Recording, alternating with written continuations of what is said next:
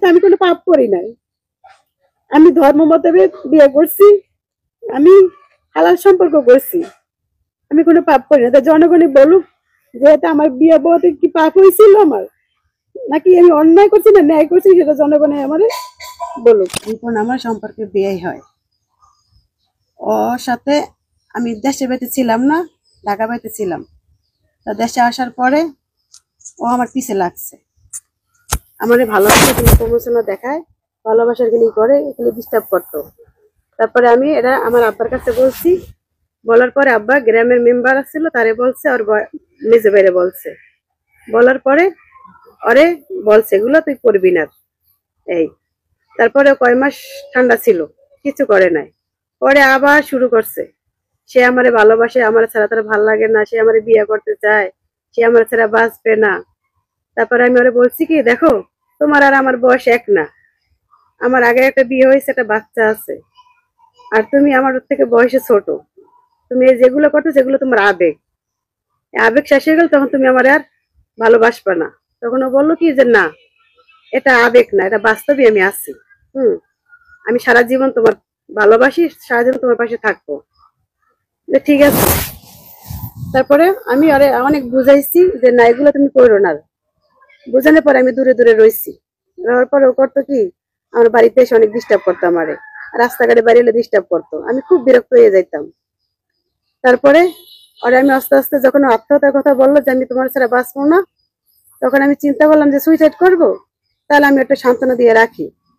এই তারপরে সান্ত্বনা দিয়ে রাখলাম, রাখার পরে ও বললো কি, আমি বললাম ঠিক আছে, তুমি আমার বিয়ে করবা, তোমার তখন কোনো কাজ কাম নাই, তুমি বেকার থাকো, তুমি একটা নিজের পায়ে দাঁড়াও, তারপরে তোমার একটা হোক, তারপরে আমরা দেখি চিন্তা ভাবনা করি। তখন ও কি করলো, আমি প্রজেক্টে ঢুকবো কাজে, আমার কিছু টাকা পয়সা দিতে হবে।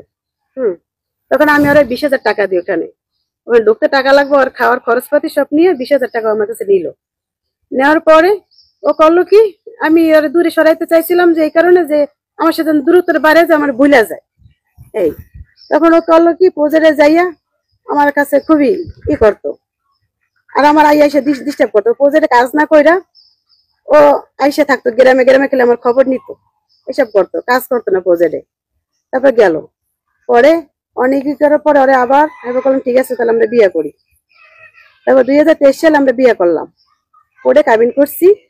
পরে কাবিন করার পরে আমাদের দুইটা বাচ্চা হয়েছিল, বাচ্চা দুইটা নষ্ট করছে। ও বিয়ের কথা কাউরে বলে নাই, আমিও বলি নাই, মানে লুকাইয়া রাখছি যে ও একটা নিজের পা দাঁড়াক, তারপর আমরা একটা করি।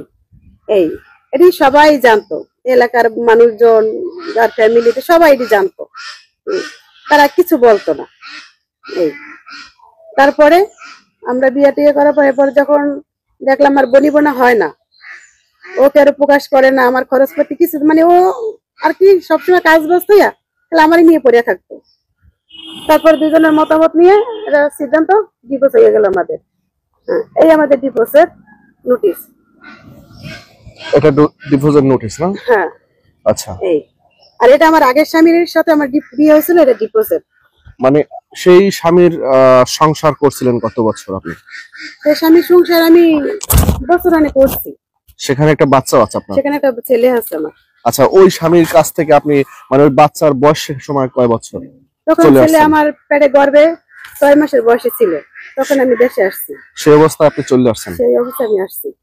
তারপরে বিয়াইকে মানে এই যে আপনার স্বামী থাকা অবস্থায় কি বিয়ের সাথে সম্পর্ক হয়েছে নাকি? আমার স্বামী থাকা অবস্থায় বিয়ে আমার পিছে লাগছে, লাগার পরে তখন তো বললাম যে আমার স্বামী আছে, এরকম আমি স্বামীর সাথে এখন ছাড়াছাড়ি করি নাই।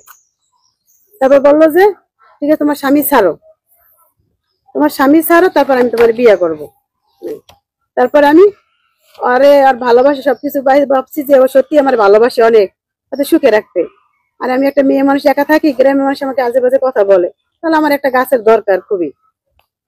আর দেখলাম যে ও আমার ভালোবাসে, আর আমার অন্য জায়গায় বিয়ে বইতে দিব না। ও আমার এই হুমকি দিচ্ছে অন্য জায়গায় বিয়ে বসলে তারও খুন করবো। তখন আমি আর সব দিক ডাক্তার পরে গেছি যে আমি না পারি ওরে ধরতে, না পারি আমি কাউরে ধরতে। তারপর বাধ্য হয়ে আমি ওর সাথে বিয়ে বসলাম। তারপরে আমাদের ডিভোর্স হওয়ার পরে ওই 1 বছর পর আবার আমার জীবনে রিটার্ন আসলো। আচ্ছা, বেয়াইকে তো বিয়ে করছিলেন, জি। তারপর আবার তো বেয়াইকে ছাইড়ে দিলেন। ছাইড়া দিছি। ছাইড়ে দেওয়ার মাঝখানে আপনার একটা বছর চলে গেল। জি। আচ্ছা, একটা বছর পর আবারও তার সাথে সম্পর্কে জড়াই গেলেন বেয়ের সাথে, এটা কিভাবে কি হলো? এটা আমি জড়াইতে চাই না, আমি তার সব দিক থেকে ব্লক করছি, তার সাথে আমি কোনো যোগাযোগ রাখতে চাই না। পরে সে ঢাকা গেছে, যাই ছোটখাটো একটা চাকরি নিচ্ছে, নেওয়ার পরে তারপরে সে আমার বোনের দিয়ে, আমার খালারে দিয়ে, সবারই দিয়ে মেসেজ দিয়ে খেলে আমার সাথে একটু যোগাযোগ করার চেষ্টা করে, এগুলো করে। তারপরে আমি রাজি হই নাই, না রাজি হনে তখন সবাই বললো কি যে দেখ ছেলের এত পাগল, তোর কিছু দুর্ঘটনা ঘটে লাইলে কি হবে, তুই যেটা ভালো মনে তুই সেটা কর। তখন আমার বোনেরা সবাই নিষেধ করলো, আমার ফ্যামিলিতে সবাই নিষেধ করলো যে না, এ ছেলেরা ফ্যামিলিলে ভালো না, আর বাবার একটা কাড়া সম্পত্তি নাই, 5,000 টাকা ক্যাশ নাই, আর বাবা থাকে আর চাচার বাড়িতে, আর ছেলেদের এমন অবস্থা কিছু ভালো না, আর বাইরে সব থাকে চাচার বাড়িতে থেকে, সবাই কাজ বাজ করে চাচার থাক তারপরে খায়। সবাই নিষেধ করছে। তা আমি ভাবছি কি যখন আর কিছু নাই তখন আর পাশে আমি দাঁড়াই, আমি আর একটা ব্যবস্থা করে দিয়া থাকি, দুজনে স্বামী স্ত্রী সংসার করি। তারপরে 1 বছর পরে যখন ব্যাক করতে চাইলো, আমি অনেকই করলাম, তবে শোনে না। শোনার পর ও আবার ঢাকা থেকে রিটার্ন দেশে আসলো, এসে আবার শুরু করলো আমার কিস নেওয়ার পরে শুরু করলো। তারপরে আমি আমার আব্বারে বললাম যে আব্বা, ও তো আবার রিপন আমার এরকম বিয়ে করতে চায়। আব্বা বললো না, আমরা এর ভিতরে রাজি না। আমার বড় আফারে বললাম, বড় আফা বললেন না, আর গার্জেন নিয়ে আসুক তারপরে। তারপরে আমি আরো বললাম ঠিক আছে, তুমি একটা গার্জেন নিয়ে আসো, আমি তোমার সাথে আবার যাবো, একটা গার্জেন নিয়ে আসো।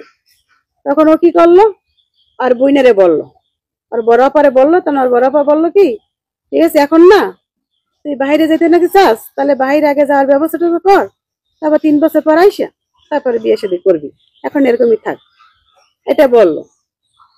তারপরে বলে যে না, আমি তোমার বাইরে যাওয়ার আগে বিয়ে করে দিয়ে যেতে চাই। তারপর বললাম যে ঠিক আছে, তাহলে আমার বড় আপার কাছে যাও। বড় আপার কাছে গেছে, কিন্তু বড় আপা বলছে না, তোমার একটা গার্জেন ছাড়া আমি এ ভিতরে রাজি না, আমি যাবো না। তারপরে না, এখন কি করবো? তারপরে ধরলো বাজারের কবির ভাই, ফার্মেসির কবির ভাই আছে, তার কাছে যে আপনি আমার বড় ভাই হইয়া আপনি আমার বিয়ে সাক্ষী দেবেন।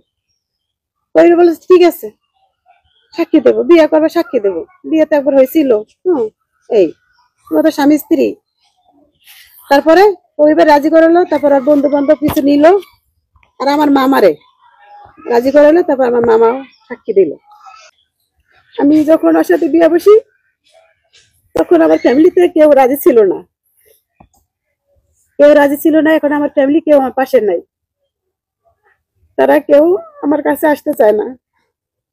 তারা বলে যে আমি নিষেধ করছি, আমাদের কথা তোরা শুনোস নাই, ফ্যামিলি ভালো না, আমরা বারবার বলছি, তারপর তুই আমাদের কথা না শুনে বিয়ে করছিস, বিয়ে বসছিস ঠিক আছে, এখন তুই তোরটা বস, আমরা কেউ তোর পাশে নাই। তাই এখন আমার পাশে কেউ নাই। আমি জনগণের কাছে বলতে চাই যে আমি বিয়ে করছি, বিয়ে বইছি, আমি জনগণের কাছে বলতে চাই। আর তারপরেও তত্ত্বাবধায়ক সরকার আছে এখন বর্তমানে, ডাক্তার ইউনূস, আমি তারও বলতে চাই যে আমার এই পাশে কেউ নাই, আমি খুব একা, আপনারা সবাই আমাকে সহযোগিতা করেন, সবাই আমার পাশে থাকেন। আমি খুব অসহায় হয়ে গেছি, আমি নিঃস্ব হয়ে গেছি, এখন আমার পাশে কেউ নাই। আপনারা সবাই আছেন, সবাই আমাকে একটু সাপোর্ট করেন, যে আমি ভুল নাকি সঠিক আপনারা একটু বিবেচনা করেন।